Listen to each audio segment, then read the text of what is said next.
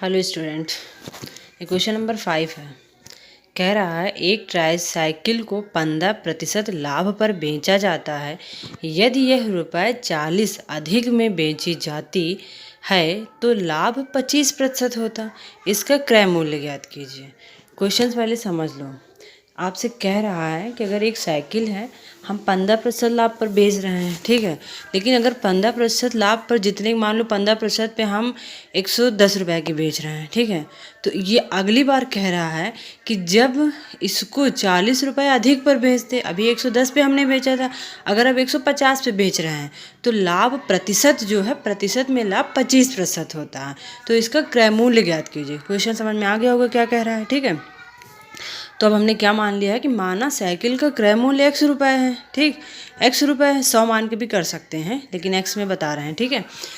तथा साइकिल को 15% लाभ पर बेचा जाता है, तो इसका मतलब क्रय मूल्य का 15% लाभ निकाल लेंगे। एक्स का 15% निकाल लिया तो ये आ गया 3x/20। ये लाभ आ गया है, मतलब एक्स का 15% आया है, ठीक है। तो अतः विक्रय मूल्य क्या हो गया, जब लाभ हमें 3x/20 पता चल गया और क्रय मूल्य एक्स माना था, तो इसका मतलब विक्रय मूल्य क्या होगा, क्रय मूल्य प्लस लाभ। तो इसको हमने एक्स प्लस 3x/20 ये जोड़ दिया है, यहाँ पे एलसीएम लिया है, 20 हो जाएगा। तो 20x प्लस 3x बराबर हो गया 23x/20। ये उस समय का क्रय मूल्य है जब साइकिल को हम 15% लाभ पर बेचते हैं। विक्रय मूल्य है, ठीक है, सॉरी, विक्रय मूल्य निकल आया है ये। अब सेकंड कंडीशन कह रहा है कि यह 40 रुपये यदि अधिक में बेची जाती तो लाभ 25% होता, ठीक है। तो पहले x था क्रय मूल्य, क्रय मूल्य अभी भी वही रहेगा। अब x का 25% निकाल लो कितना होता है, तो x का 25% आ गया, x/4 आ गया, ठीक है।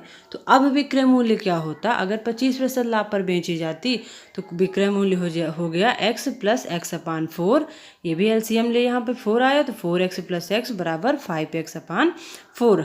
ये हो गया विक्रय मूल्य हो गया, ठीक है। ये कब का विक्रय मूल्य है, जब साइकिल को 25% लाभ पर बेचते हैं, ठीक।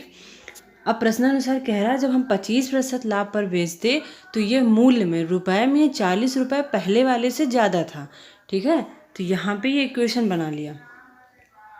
ये यहाँ पे ये वाला विक्रय मूल्य जब 15% लाभ पर बेचते थे उस समय का विक्रय मूल्य 23x/20 है, और जब हम 25% लाभ पर बेचते थे तो इस समय का विक्रय मूल्य 5x/40 है।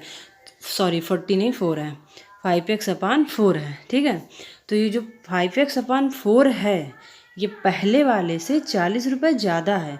तो समीकरण को बैलेंस करने के लिए हमने इधर क्या किया है, +40 ऐड कर दिया है, समीकरण बैलेंस हो गया।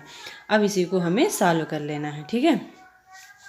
तो यहाँ पे 2, 20 और 1 का एलसीएम हो गया 20, तो 23x प्लस 1, 1 से भाग करेंगे 20 को तो 20 आएगा, 20 गुणे 40 800 हो गया, बराबर ही आ गया 5x/4 आ गया, ठीक है। इसके बाद सॉल्व कर लिया है, 4 एकम 4, 4 पंचे 20, ये कट गया है।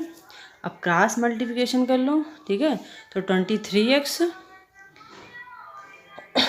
इंटू 1 है इधर, तो 23x ही रहेगा, और फिर 800 है तो 800 आ गया, बराबर ये 5 है, इधर 5x है, तो 5 × 5 25x हो गया, ठीक है। अब आगे देखो, 23x है, इधर 25x था तो इसको पक्षांतर करके लाए हैं, तो ये हो गया -25x, और ये बराबर 800 प्लस में था तो इधर गया तो -800 हो गया। 23x माइनस 25x बचा -2x बराबर 800, ठीक है। तो दोनों तरफ के माइनस माइनस कैंसिल हो गए, तो x बराबर 800/2 बराबर x का मान कितना आ गया, 400। तो x हमने क्या माना था, क्रय मूल्य, अतः ट्राईसाइकिल का क्रय मूल्य बराबर 400 है। ओके।